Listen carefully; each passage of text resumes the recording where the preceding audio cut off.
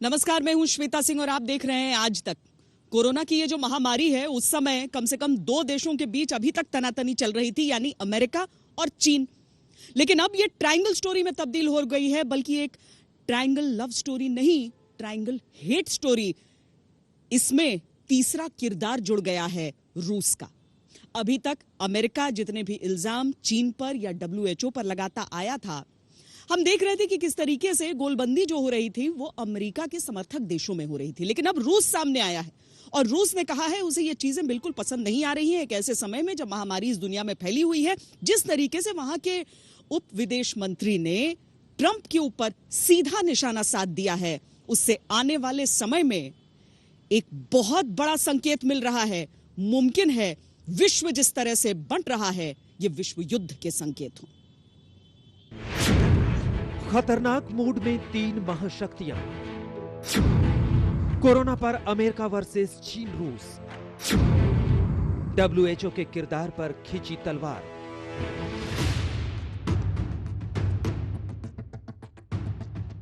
WHO की यह सालाना बैठक मानो दुनिया का सबसे बड़ा दंगल बन गई। इस संगठन के किरदार और व्यवहार पर अमेरिका और चीन की तनातनी में रूस भी कूद पड़ा है, वो भी पूरे ठसक के साथ। मानो वो भी ट्रंप को देख लेने के मूड में है। बिना लाग लपेट के रूस ने अमेरिका के तौर तरीकों और धमकियों की निंदा की।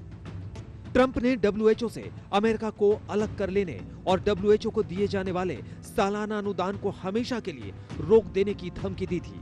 ये बात चीन के हिमायती रूस को भी चुभ गई। अब तक आमतौर पर चुप रहने वाले रूस ने खुद ट्रंप को खरी खरी सुना डाली है। रूस के विदेश मंत्री की तल्खी पर गौर कीजिए। हम कोरोना पर राजनीति के सख्त खिलाफ हैं। हर बात WHO पर नहीं थोपी जा सकती। किसी एक देश के राजनीतिक और भौगोलिक पसंद नापसंद के आधार पर किसी अंतर्राष्ट्रीय संगठन पर चोट नहीं पहुंचाई जा सकती, चाहे वो अमेरिका ही क्यों ना हो। तो रूस ने अपनी तरफ से ये साफ कर दिया है कि बहिष्कार करने से कोई फायदा नहीं होगा। ये समय ऐसा है जब WHO का सहयोग करने की आवश्यकता है। अब सीधे तौर पर देखिए तो ये WHO का समर्थन है, लेकिन शायद रूस अपनी पुरानी दुश्मनी भूला नहीं है, इसीलिए आज की तारीख में चीन के साथ खड़ा भी दिख रहा है। रूस का रोष ट्रंप पर फूटा है। दरअसल WHO की एनुअल जनरल बॉडी मीटिंग शुरू होने से पहले ही ट्रंप ने उसे चिट्ठी लिखकर बेतरह हड़काया था। उन्होंने 30 दिन में WHO को अपना चाल चरित्र और चेहरा सब कुछ बदलने की धमकी दी थी। एक तरह से वो कह गए, कोरोना मामले पर निष्पक्ष जांच नहीं हुई और WHO चीन की तरफदारी करता रहा तो वो उसे बर्बाद कर देंगे। I chose not to make a statement today. I'll be giving them a statement sometime in the near future, but I chose not to give a statement. I think they've done a very sad job in the last period of time. And again, the United States pays them $450 million a year. China pays them $38 million a year. And they're a puppet of China. एक तरह से देखें तो पानी सिर के ऊपर जा चुका है। पहली बार विश्व स्वास्थ्य संगठन के छिन्न भिन्न होने का खतरा मंडराने लगा है, वो भी इस संगीन इल्जाम के साथ कि वो चीन की तरफदारी करता है। हालांकि चीन के राष्ट्रपति शी जिनपिंग ने पुरजोर तरीके से ट्रंप के आरोपों का खंडन किया। 中方始终本着公开、透明、负责任的态度，及时向世卫组织及相关国家通报疫情信息，第一时间发布病毒基因序列等信息，毫无保留同各方分享防控和救治经验，尽己所能，为有需要的国家提供了大量支持和帮助。 खैर, अमेरिका और चीन के बीच खलबली काफी पहले से है। काफी पहले से ही WHO पर भी निशाना है। लेकिन ये पहली बार हुआ जब 116 देशों ने चीन और WHO की भूमिका पर जांच की बात की। दुनिया भर से उठी आवाजों ने WHO को हिलाकर रख दिया है। दबाव इस हद तक बढ़ा कि WHO को खुद अपने खिलाफ और कोरोना वायरस की उत्पत्ति को लेकर जांच का ऐलान करना पड़ा। चीन जांच के लिए राजी हुआ, लेकिन यहाँ भी एक चाल है। वो वुहान लैब को जांच के लिए नहीं खोलेगा। वेट मार्केट में जाकर कोरोना की उत्पत्ति के कारण ढूंढ सकती एजेंसियां। जो भी हो, दबाव तो था। ऐसे वक्त में रूस आया है ताकि चीन की चिंता को कम कर सके। उसके विदेश मंत्री ने दो धारी तलवार से वार किया है। एक तरफ उन्होंने अमेरिका को फटकार लगाई है तो दूसरी तरफ WHO सुधार की वकालत भी की है। हाँ, ये मौका है कि हम संगठन को बेहतर करें। हम इसके लिए तैयार हैं। हम बेहतरी के लिए पहले भी तैयार थे। यह रूस की मंशा समझिए। वो नहीं चाहता कि अमेरिका पर उसके किसी भी हमले को उस चश्मे से देखा जाए जहां लगे कि रूस चीन के साथ है। WHO को सशक्त नहीं करना चाहता या जांच नहीं चाहता। ऐसा होने पर विश्व का एक बड़ा धड़ा अमेरिका की अगुवाई में अलग हो सकता है या नाराज हो सकता है। इसलिए चीन और रूस एक अच्छे साझेदार की तरह सिर्फ अमेरिका को लपेटने में लगे हैं। रूस का खुल्लम खुल्ला साथ मिला तो WHO के चेयरमैन के सुर भी बदल गए हैं। कहां तो संगठन के भविष्य पर तलवार लटक रही थी और अब कहां वो दुनिया में और ज्यादा अधिकार के सपने देखने लगे हैं। I'm calling on all nations to invest in strengthening and implementing the many tools at our disposal, especially the global treaty that underpins global health security, the international health regulations. We need a healthier world. Now, more than ever, we need a safer world. More than ever, we need a stronger WHO. खैर, जब तक corona कोहराम मचाएगा तब तक दुनिया में चीन और WHO के संदिग्ध भूमिकाओं की बात होगी। लेकिन इन सब के बीच रूस का यूं फ्रंट फुट पर आना नई रणनीति का हिस्सा है। याद रखिए कि कराह खुद रूस भी रहा है। वहां भी 3 लाख से अधिक लोग संक्रमित हैं, मगर एक बार भी उसने कोरोना को लेकर चीन को नहीं घेरा। ये साबित करता है कि वो अपने पुराने दोस्त चीन को नाराज नहीं करना चाहता और जब जरूरत पड़ी है तो वो WHO के बहाने चीन की हिफाजत में आ खड़ा हुआ है। इन सब के बीच man on the mission doctor Harsh Vardhan देश में कोरोना को हराने की अलख जगाने के बाद अब वो विश्व स्वास्थ्य संगठन में भी बड़ी जिम्मेदारी निभाने जा रहे हैं। अब WHO का इलाज करेंगे हर्षवर्धन। 22 मई को संभालेंगे WHO के कार्यकारी बोर्ड का अध्यक्ष पद। 194 देशों का मिला हर्षवर्धन को समर्थन। भारत को कार्यकारी बोर्ड में शामिल करने पर मुहर मंगलवार को ही लग गई थी। 194 देशों ने इस खास प्रस्ताव पर दस्तखत किया। 22 मई को वो बाकायदा अध्यक्ष का पद ग्रहण कर लेंगे। डॉक्टर हर्षवर्धन के पास मौका है WHO की साख को बहाल करने का। उनके पास एक और मौका होगा WHO में चीन की गहरी सांठगांठ को तोड़ने और अपने इस पड़ोसी की चतुर चालों को ध्वस्त करने का। आज तक ब्यूरो।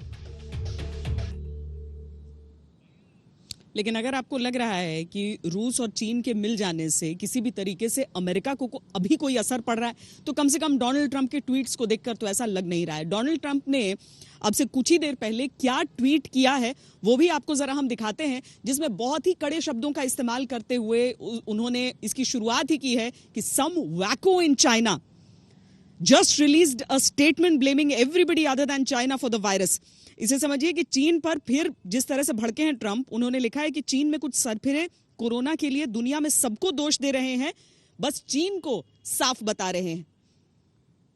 चीन ने लाखों लोगों की जान ली है इस वायरस के जरिए। सच तो यह है कि चीन के निकम्मेपन का नतीजा है जिसकी वजह से दुनिया भर में मौतें हो रही हैं।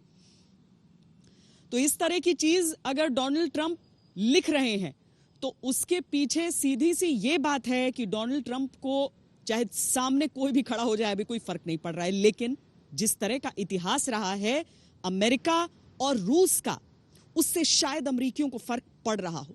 शीत युद्ध का एक लंबा इतिहास जिसने न जाने कितनी उथल पुथल देखी है। अब रूस के चूंकि राष्ट्रपति पुतिन है जो कि अपने आप में एक बहुत स्ट्रांग नेता माने जाते हैं, क्या अमेरिका के लिए आगे का रास्ता WHO के खिलाफ जाने का, चीन को इस तरह से घेरने का इतना आसान होने वाला है?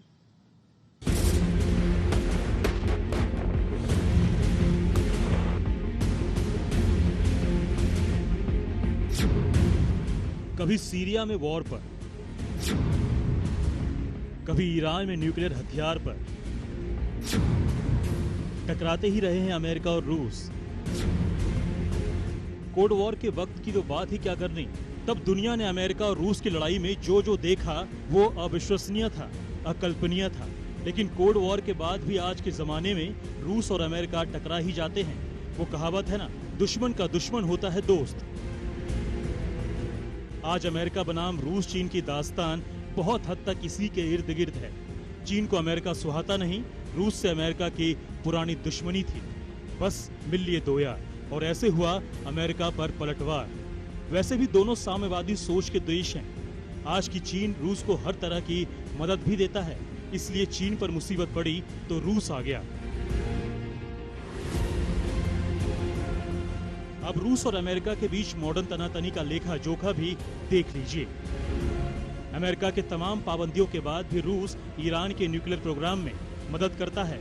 ये भी तू मैं की एक जड़ है। 2011 में सीरिया की सरकार द्वारा नागरिक आंदोलन को कुचलने और उसमें रूस के साथ देने से भी अमेरिका अरसे से खपा रहा है। अमेरिका से मतभेद की वजह से चीन 2012 तक WTA से नहीं जुड़ा था। 2012 में रूस ने अमेरिका की एक एजेंसी को देश निकाला दे दिया था। आरोप थे कि USAID नाम की वो एजेंसी रूस के राजनीतिक प्रक्रियाओं पर असर डाल रही थी। कोल्ड वॉर यानी कि शीत युद्ध को आप एक ऐसे समय काल के तौर पर देख सकते हैं जहां पर जो डेमोक्रेटिक देश थे और जो कम्युनिस्ट देश थे, यानी पूरब और पश्चिम समझ लीजिए, उनके बीच एक टकराव की स्थिति सी रहती थी। तनाव रहता था, लेकिन इससे बढ़कर ये देश एक दूसरे को नीचा दिखाने में, एक दूसरे की जासूसी करने में कोई कोर कसर नहीं छोड़ा करते थे। अब दो सुपर पावर उस समय के, यानी अमेरिका और दूसरी तरफ सोवियत यूनियन, उनके बीच में ये टकराव रहता था और लगभग ये समझ लीजिए कि जब तक जो सोवियत यूनियन है वो खंडित नहीं हो गया, तब तक ये शीत युद्ध इन दोनों के बीच चलता रहा। हालांकि अब रूस और अमेरिका के बीच वैसी नफरत नहीं है जैसी किसी दौर में हुआ करती थी। पुतिन और ट्रंप की आपस में बनती भी रही है, लेकिन जब बात जोर दिखाने की होती है तो अब भी कोई किसी से कम नहीं। चीन के साथ मिलकर रूस ने उसी जोर की नई नुमाइश की है। आज तक ब्यूरो। लेकिन सिर्फ और सिर्फ अगर चीन की बात करें, ये तो अमेरिका और रूस के बीच की बात है, लेकिन सिर्फ चीन की अगर हम बात करें तो वो अपनी सैन्य शक्ति दिखाकर इस कोरोना के समय में भी बाकी देशों पर अपनी धौंस दिखाने, अपनी दादागिरी दिखाने की कोशिश करता है। बाकी देश तो एक तरफ छोड़िए, लेकिन भारत के साथ जब वो यही करने की कोशिश करता है तो उसे मुंह की खानी पड़ती है। जब उसके हेलीकॉप्टर भारत की सीमा पर लाइन ऑफ एक्चुअल कंट्रोल पर नजर आए थे तो भारत ने अपने सुखोई 30 विमान को वहां पर जाने का फरमान दे दिया था। उसके बाद हवाई हलचल चीन की खत्म हो गई, लेकिन अभी भी चीन किसी न किसी तरीके से वहां पर अपनी कार्रवाई में लगातार लगा हुआ है।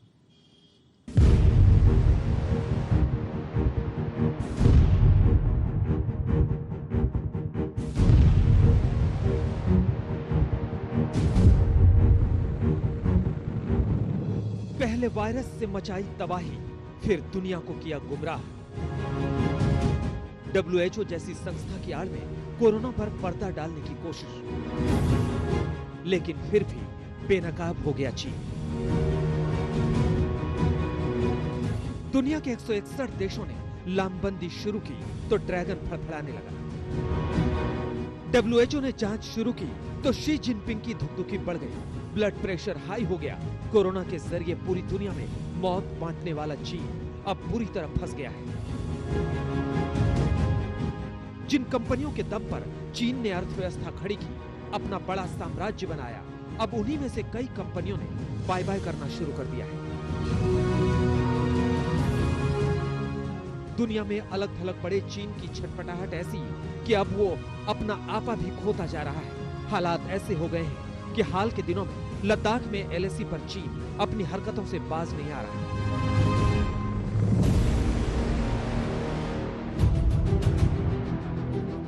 चौतरफा भद्द पिटने के बाद चीन के राष्ट्रपति शी जिनपिंग बेचैन हैं। जिनपिंग की इसी बेचैनी में कम्युनिस्ट फौज ने LAC पर अपने जवानों की तादाद बढ़ा दी है। उसे इस बात की मिर्ची लग गई है कि भारत पेंगोंग त्सो झील के करीब सड़क निर्माण क्यों कर रहा है। चाइना एक ऐसा देश है कि जो लगातार विस्तारवादी नीति पे काम करता है। चाइना लगातार जो है एग्रेसिव और असर्टिव बिहेवियर अपनाता है और अधिक से अधिक टेरिटरीज को एक्वायर करने के लिए उस पर झूठा क्लेम भी करता है। तो इसी वजह से अब आने वाले समय में जैसे जैसे भारत का विकास का कार्य बॉर्डर एरियाज का तेज होगा, वैसे वैसे बहुत संभावना है कि चाइना की तरफ से इस तरह के जो पोटेंशियल जो फेस ऑफ की सिचुएशन बनेगी। चीन चाहे फौज बढ़ा ले या फिर आंखें तरेर ले, लेकिन इस बार उसका यह दांव उल्टा पड़ गया है। दुनिया की सबसे अनुशासित यानी भारतीय फौज ने भी उसी की भाषा में जवाब देने का प्लान तैयार कर लिया है। भारतीय फौज ने भी अपनी टुकड़ी बढ़ा दी है। हालांकि भारतीय सेना के सूत्रों के मुताबिक गर्मियों में इस इलाके में सेना की तादाद बढ़ा दी जाती है। बर्फ पिघलने की वजह से पेट्रोलियम का काम बढ़ जाता है, इसलिए ज्यादा सैनिकों की जरूरत पड़ती है। दरअसल एलएसी पर 5 और 6 मई को पेंगोंग त्सो झील के करीब चीन और भारतीय फौज के बीच हिंसक झड़प हुई थी। वजह यह थी कि पेंगोंग त्सो झील के उत्तर में भारत सड़क निर्माण कर रहा था, जिसका चीन लगातार विरोध कर रहा था। लेकिन भारत भी अड़ गया। भारत ने साफ कर दिया कि हमारी तरफ का हिस्सा है, लिहाजा हम पीछे नहीं हटेंगे। भारत ने दो टूक कह दिया कि जब चीन अपनी तरफ का सड़क निर्माण कर सकते हैं तो हम क्यों नहीं कर सकते। लेकिन ये झड़प इतनी बढ़ गई कि फौज के आला अधिकारियों को दखल देना पड़ा। बाद में सड़क निर्माण के काम को रोक भी दिया गया, जिसके बाद मामला शांत हो गया। लेकिन चीन की चालाकियां अभी कम नहीं हुई है। वो लगातार बाहें फड़का रहा है, जिसका जवाब रणनीति के तहत देने में जुट गई है हमारी सेना। इसे निपटने के लिए हमारे प्रोटोकॉल पहले से हैं।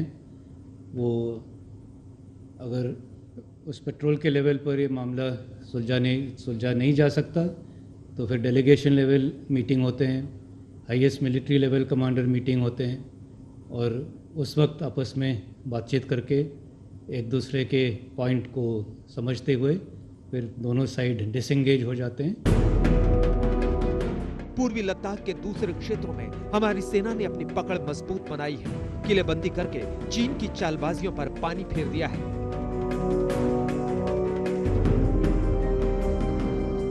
जैसी जगह संवेदनशील है, जहां भारतीय फौज की मुस्तैदी चीन की हर चाल को नाकाम बनाने के लिए काफी है। लेकिन जिस तरह चीन दुनिया में अलग थलग हो गया है, ऐसे में हमें ज्यादा अलर्ट रहने की जरूरत है ताकि उसके मंसूबों पर पानी फेरा जा सके। मंजीत नेगी के साथ अभिषेक भल्ला, दिल्ली आज तक। पर भारत जैसा देश है जो टक्कर ले पा रहा है चीन से, बाकी जो छोटे देश हैं उन पर तो दादागिरी दिखा देता है चीन अपनी। जैसे हांगकांग में जो कुछ चल रहा था वो हमने इतने दिनों से देखा, वो तो कोरोना के समय में आकर उस पर कुछ हद तक काबू पाने में कामयाब हुए। लेकिन ताइवान, वियतनाम, ये सारे वो देश हैं जो चीन की विस्तारवादी नीतियों से परेशान है। अमेरिका कोशिश कर रहा है कि किसी तरीके से चीन को उसकी हैसियत में रखा जाए।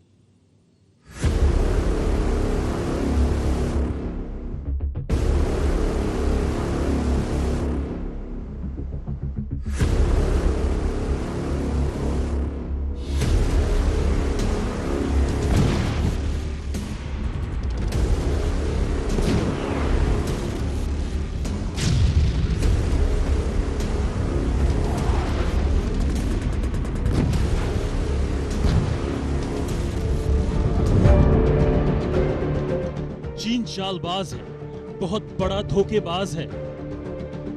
उसकी फितरत है धोखा करना।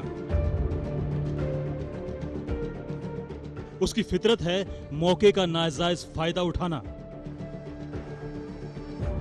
वो धोखा देकर दुनिया की नजरों में धूल झोंकना चाहता है। ड्रैगन समझता है कि वो बच जाएगा, लेकिन वो भूल जाता है कि जिन हथकंडों से पूरी दुनिया को आंखें दिखाने की कोशिश करता है, उसकी हर चाल, हर हथकंडा समझ में आ रहा है। हमारी इस पेशकश में इतना ही। देश और दुनिया की बाकी खबरों के लिए आप देखते रहिए आज तक।